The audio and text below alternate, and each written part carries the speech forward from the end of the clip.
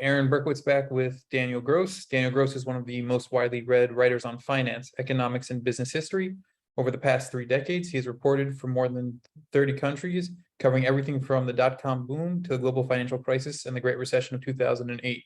His new book, A Banker's Journey, How Edmond J. Safra Built a Global Financial Empire, published by Radius Book Group, is being released August 30th, 2022. So welcome, Dan. How's it going? It's going great. Thanks for having me.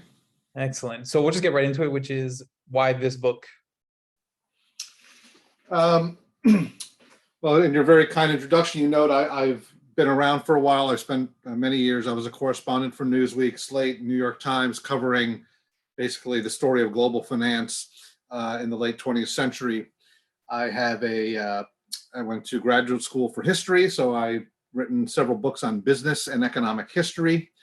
And, you know, I spent a lot of time out there looking for stories, traveling to other countries, going to China, going wherever I could. And then sometimes a story finds you sitting where you are. So by trade, I'm a financial historian and journalist. By personal background, my last name is Gross, which is about as Ashkenazi as you can be. That's my father's name. My mother is a Syrian Jew from Brooklyn. And when you grow up in that community or around that community, there is a single name that is like a kind of Rothschild, a Warren Buffett, and an Oscar Schindler rolled into one, and that name is Edmond Safra. So the Safra family itself, which was this multi-generational family of bankers from Aleppo and Beirut, which are kind of protectors of the global Lebanese and Syrian diaspora. It's an iconic name in that world. And essentially, I got a call that said, hey, you write history. Do you know who Edmond Safra is? At his foundation, Edmond Safra died in 1999. They have a trove of an archive, family papers, personal papers, company papers, and letters going back to the 30s and 40s. And in addition, in the years after his death, they had commissioned historians to go out and interview literally 300 or 400 people who knew him from when he was a grade school student in Beirut to a teenager in Brazil to an older man in Europe and New York. And so they had this immense body of primary resources. And they asked, do you think you could tell this story? And because of sort of my professional background, but also because of who I am, the answer was yes, that I could tell this story because it's a story of a person, it's a story of a family, it's a story of some financial institutions, it's a story about financial globalization, and it's a story about the sort of Syrian diaspora, all in the second half of the 20th century. So talk me through, the JLJ is primarily for people who are writing. This would, I guess, fall squarely in the historical sort of genre, I think. Talk about the research. Is it just combing through archives? Like, how do you shape research into a narrative? It's a lot. So this is my 8th or 9th book under my own byline. I've also ghostwritten a few books. These range from institutional histories, where you're writing about the history of a company, to sort of more shorter kind of opinionated takes on using history to illustrate ideas and concept. I would say this is the first straight up biography I did. And I think I have a pretty, probably retrograde method that derived from having gone to graduate school in the 80s when you sat in archives and you took notes by hand, which is first you kind of read everything that you have, primary and the secondary, and start taking notes and see where that leads you. So I think it was probably a more effective this took me 4 years to do. So a more effective person would have had a more sophisticated note-taking app that they were using, would have really nailed down the sort of outline from the beginning. But I just started by reading these interviews. Edmond Safra was a very well-known man. He founded 4 banks on 4 different continents. He was a billionaire. He was really well-known in the banking world. His companies were publicly held, which means you could own stock in them. And they had to report the results. But he was a really private person. He didn't go on CNBC. There are almost no recordings of his voice. There's no video of him. He didn't go on television. And part of this was because wherever he was the other. He was the outsider. So the family had been in Syria. They moved to Beirut in the 20s. So in Beirut, they were sort of Syrian and they were Jews. He moved the family to Brazil at the age of 20. In Brazil, they were Lebanese Jews. They were the other. He started a bank in Switzerland in the late 1950s. He was never really accepted by the Swiss as one of their own. When he came to New York in 1964, the sort of mainstream Jewish community, again, they viewed the Sephardic Jews as these outsiders, these weird people, superstitious. He was the other there. Wherever he went in life, he was always somehow an outsider. And this is kind of part of what enabled him to be so successful working on a global scale. But he had a kind of built-in reticence about his image, his family, his name being out there in the public. So that made this a bit more of a challenge because you were really telling, he was a private banker in the sense of private banking means you kind of, service higher net worth clients and very discreet. But he also had, Republic Bank in New York was your like basic middle class bank where anybody could open an account. And that was his main vehicle. But he was a really private person. And I think that made, on the one hand, it made sort of his life a bit of an open canvas on which to paint. And on the other, there were a lot of conspiracy theories and misinformation, things written about him during his lifetime and even after his death that you had to kind of push back against. And kind of thinking of that, something that caught me was the title, right? The subtitle is about a global network of banking. So how does that sort of figure into this idea around like an anti-Semitic trope, right? That there are Jews who bank in the background, that kind of thing. So how do you is this book meant to combat that in a way, or how do you sort of tackle that ideology? Well, I think I probably don't face it straight ahead in the sense that, there have always been conspiracies about Jewish bankers and this and that. I try to locate him in his time and place. And the reality is that financial world has always been about networks. And the ones we know about are primarily about the ones in Europe in the 18th, 19th, and 20th century. And of course, the Rothschilds were part of that. They were a global banking family and were connected to government and financing railroads, et cetera. The Safras were kind of like a mini Rothschilds. There were the Safra Frere, the four Safra brothers in Aleppo in the 1880s. And the Ottoman Empire was a kind of integrated whole. We don't really think about it this way. So one brother went to Istanbul, one went to Cairo, one went to Beirut, one was in Aleppo. And they were not just doing business with each other, but doing business with people in Kuwait, in Saudi Arabia. And again, I'm talking about the 1880s, 1890s. They were trading with the Rothschilds and the Mokkadas, which was another Sephardic banking family in London, again, in the 1890s and 1900s. This is simply how trade worked, right? We didn't have Citibank and ATMs. You had networks of people that you corresponded with. That's what they call these correspondent banks. And so they were doing business with Jewish and non-Jewish banks, but it was very convenient to kind of do business with your family because it was these were trust-based operations. There was no deposit insurance. There was no computer that you went on to see, what my balance is. There was no credit rating scores. It was all based on kind of trust, personal knowledge, name, honor. And that's how business worked, whether it was here in the US or in Paris or in the Middle East around that time.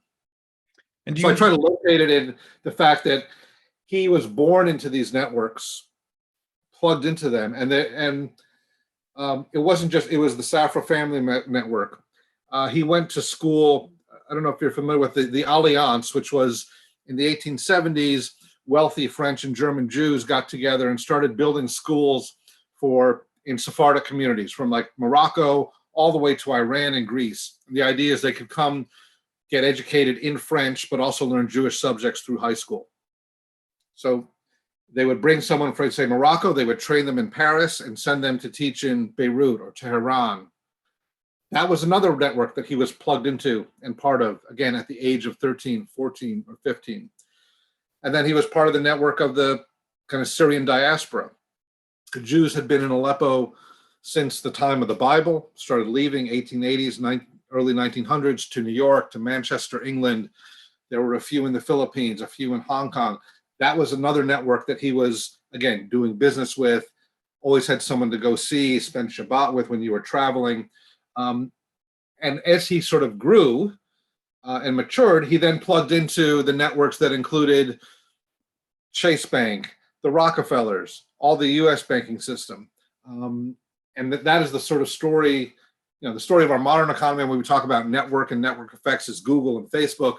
But when you look back, it was really about kind of trade and financial networks. And his journey was kind of plugging into and working these throughout the course of his life. And do you see that philosophy sort of still applicable today? Or as you're mentioning, we have changing technology, sort of a shift in the way people perhaps do business? Or do you think it still works a similar, like his philosophy would still hold up in a, banking situation in 2022? Well, the idea of working in networks, I think we see that all the time, whether it's like Silicon Valley, people talk about like the PayPal mafia, right? Which is like the 7 or 8 guys who founded PayPal, including like Elon Musk, who went on to found Twitter. And then they back each other's company and they provide suggestions on who to hire, and you see each other at conferences. So that world of networks very much exists. What's very different now, and what distinguished him, is he felt banking was something personal. Right. Today, it's about like you can sign up online for an algorithm. It'll tell you how much credit you get, what you're good for, what interest rate you pay, and also like how likely you are to pay, right? We've kind of outsourced that to computers, and the way banks were is like, we'll make a mortgage to 1 million people. Okay, 20,000 of them won't pay, but we're still going to make money because that's acceptable. In the world he came from, which was Beirut and Aleppo, where there was no deposit insurance. And he founded a bank in 1964 in New York called Republic Bank, which grew to be the 10th largest bank in the United States. He never believed that if something went wrong, the government would bail him out or the deposit insurance would apply to him, because he was not a citizen. He was an outsider. So he always acted as if when you're lending money as a banker, it's your money. He owned 30% of all his banks. It was his name on it. He always felt, I'm the deposit insurance. And so the result is you don't lend to strangers. You don't lend people more than they can handle. You lend people some money for some chunk of time, and if they pay you back, then you get more credit. And that the fact that it gets paid back is because of your own sense of honor and your family's, your credit is your family's credit. That was an old-fashioned mentality, even in the 60s and 70s. And one would have said that it would be impossible to build a kind of global bank based on that basis, but he was able to do so, and that was that was part of his genius. And thinking of sort of who the man was in a more total sort of picture, how do you sort of see him balancing the idea around banking and money, and sort of perhaps some of the more traditional, Jewish kind of views around money and how its evils and things like that? How do you think he sort of wrestled with that as he's building this empire? So, I struggled a little bit with the title because, of course, he was a banker and this is a banker's journey.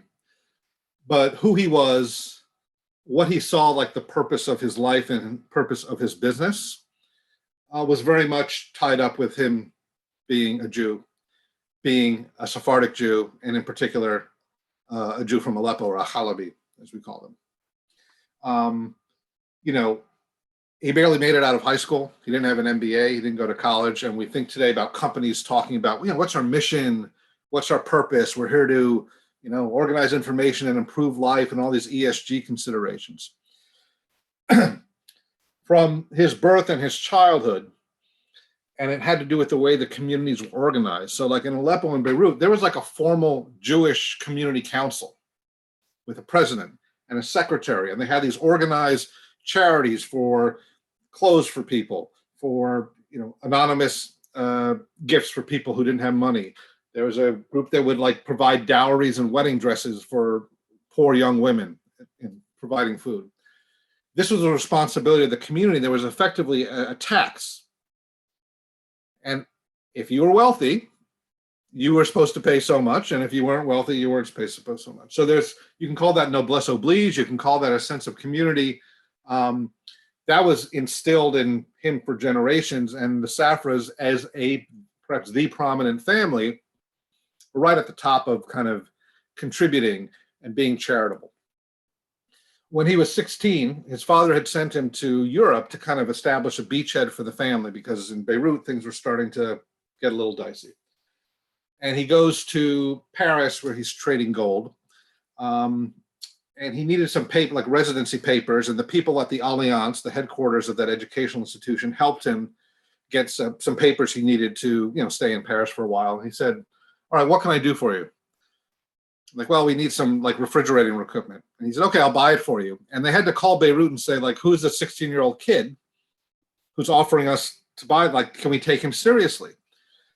The connection for him between business success and, sending money to renovate the tomb of Baal Hannes, who's a, mystic scholar in Tiberias, starting a synagogue. He was there to be the protector of the deposits of the Lebanese Jewish community. If they were fleeing and turned up in Brazil, they had to know their money was safe. But he also took it upon himself, pretty much anywhere like Syrians were regrouping, in Sao Paulo, in Panama, in New York, they would come to him and say, "We need some money to help build our synagogue or community center." And he would provide like the anchor payment or the fund, et cetera, and never put his name on anything, because in his world, you don't name anything after yourself when you're living, you name it after your father. And I found in the documents all these receipts from like the Sephardic synagogue in Milan, where they needed new prayer books. Okay, just write my parents' name in them. There was a tiny synagogue on the Isle of Rhodes, whose community had been decimated by the Holocaust. He had been there one summer. Every summer, he would send a check for a chazan to go and do high holiday services. When Spain was building the first synagogue, literally since the Inquisition, he provided the anchor funds. So he viewed it as his kind of responsibility, because he was someone who was born to wealth and who had a kind of talent and genius for making wealth, that it was his responsibility as a Jew, and a particular kind of Jew, to help his brethren and sisters in need on a personal basis, and then ultimately later in life kind of scaled up on a institutional basis. It's interesting that you're talking about sort of the idea of keeping track or helping other Jews. Did he see him, obviously there's as you mentioned earlier, sort of an issue between Sephardi and Ashkenazi. I don't want to say animus, but at least some sort of break there. Did he sort of work around that at all? Did he try and sort of promote Sephardi culture or things over that, or was just a circumstance he happened to be Sephardic, so that's why he went, No, I think that, these things you're discussing, of course, in Israel has been a recurring thing in the country's history, right? Often not discussed very much or brushed under the table. And certainly in the US, where Sephardic Jews are maybe 2 or 3%, right? They're seen as, they're different, they're clannish, they're insular. And as I said, like, I sort of grew up around this world. My grandparents spoke Arabic in the house. We ate hummus. We ate rice on Passover. We didn't say Mazel Tov. We said Mabruk. Like, this was normal to me, right? Other people see this as weird or different. By the same token, Jews were, the great synagogue in Aleppo, like, it was built in 300. Those are the originals. They're not the people in the shtetl who are the different ones, So they had an immense sense of pride. Like, there wasn't a sense of inferiority where you were sitting and Edmond Safra spoke 7 languages. The sophistication of the people he was dealing with, like I said, people from Syria and Beirut, they were in Milan, they were in Manchester, they were in Paris, they were doctors, lawyers. They were not kind of peasants living in the deserts or Bedouins. They were as sophisticated as anybody else, and that was his milieu. Those are the people he knew and operated with. So, there is that cleavage. And, in the 70s, of course, when Israel got started, so, there was a famous yeshiva in the old city called Parat Yosef, which was founded by people from Aleppo that he contributed to. So this idea that they weren't into learning is absurd.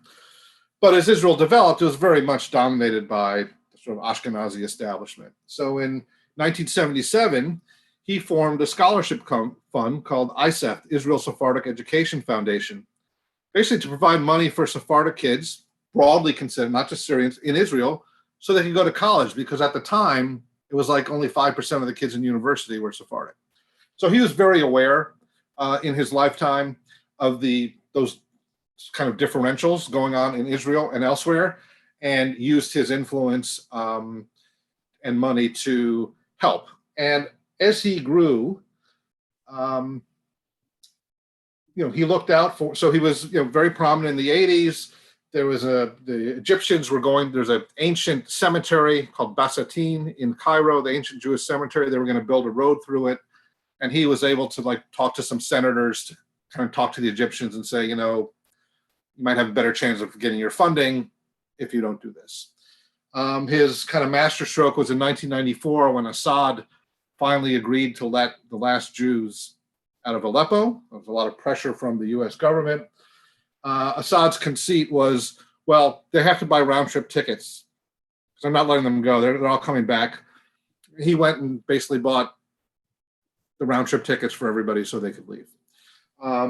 So I think he was very self-consciously aware, and that also that the establishment Jewish organizations weren't always going to look out for these people in the way they would, and that he had to do that himself and also prod them to do that as well. Yeah, it's interesting to sort of see how the institutions skew one way or the other, and then it's sort of up to the individuals to make up the deficit. In terms of the process, you mentioned before that it was 4 years to write this book. So walk me through that. Like, how long does it take to read through the manuscripts? How long does it take to start writing and all that kind of stuff? So I basically got everything on a thumb drive, and which actually turned out to be great because once COVID hits, it's hard to travel to go get into. And I think I just spent a lot of, probably just a couple of just reading transcripts. There had been some efforts before to kind of, draft biographical sketches. It's not like nothing existed. So I just spent a lot of time reading and understanding not who he was, but who all this sort of cast of characters were in his life. And then start from it's always easiest, I think, because the earliest chapters, that's the farthest back, there's less material in articles and multimedia, etc. You start off quite fragmentary of in the 19th century and the early years. So the first chapters on Aleppo and the sort of Jewish community there, and Safra's first appearing on the scene. Chapter 2 is they moved to Beirut in 1920 and kind of the formation of the Jewish community there in the 20s, and his birth in the 30s and his childhood. And that, those are the areas where, again, like the primary sources and the interviews and it were smaller in nature because there was only a few people who were in third grade with him whose testimony survived. So, and those were sort of the easier ones to write. So it's not like I sat and took notes on everything and did a outline. I kind of went chapter by, okay, now I'm going to do the research and take notes for this 20-year period, and kind of then dividing up. I think with the biography, in some ways, it's kind of easy to say where the division is. Like, he was born in this year, so you got to set the stage.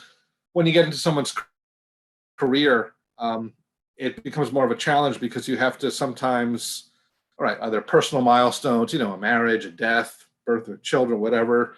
Are there corporate milestones, the founding of this bank, the sale of this bank, and kind of trying to put there's an artificiality to doing that so that you have each chapter covering 5 or 6 years and being roughly the same length, right? And that I think was the more of a challenge.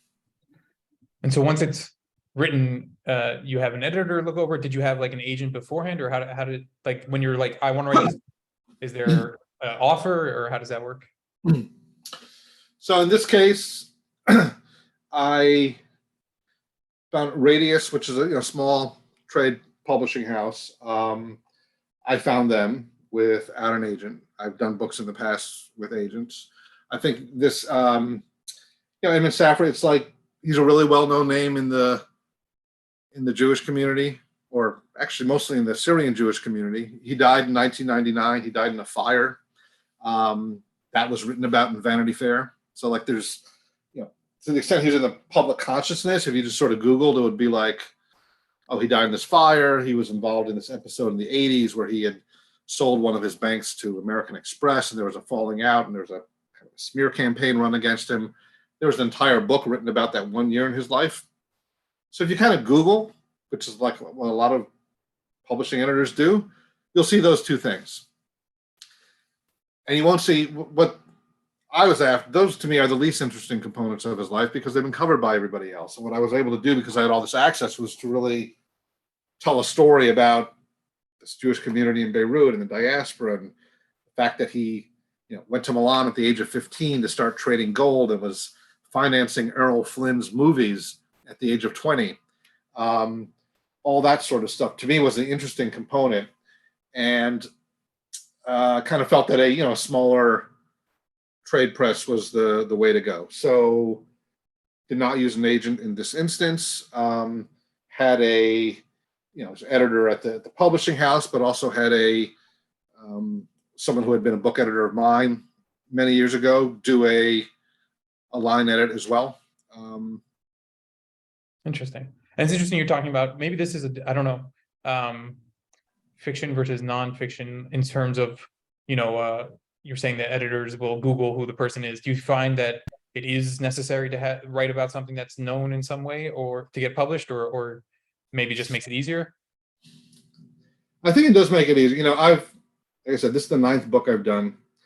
I did, a book about the financial crisis in 2000, which was an ebook. It was the first ebook done by a big trade publication. This is 2009.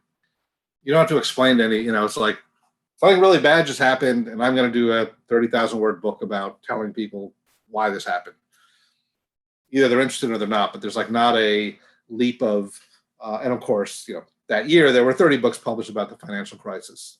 Then the next book I did was a kind of post-crisis about the U.S. economy, how I thought it was coming back stronger, better, and faster. And there's a pretty obvious sort of niche and type of publisher who wants that sort of thing.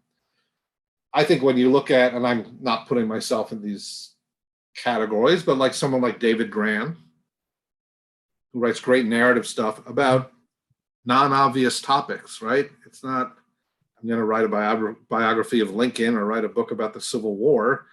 So I'm going to take you and immerse you in some other world that we've either forgotten about or didn't know existed in the first place. And that's what's interesting about it. I think that, and to me, that is what books should be doing. But I think that is a harder sell, to be sure, in this day and age. Absolutely. Yeah. I'm just thinking of the people who submit to us, we're always looking for sort of the way into the market. Do you think that your background in journalism or connections that you've made have helped sort of bridge that gap, or? Yeah, well, in my instance, been around for a while. I did my first book in 1996. Someone came to me. It was a collection of great business stories in American history, and a book packager came up with the idea and said, "Hey, let's get Forbes to put their name on it, and they'll provide the marketing, and we'll get this kid to write these stories."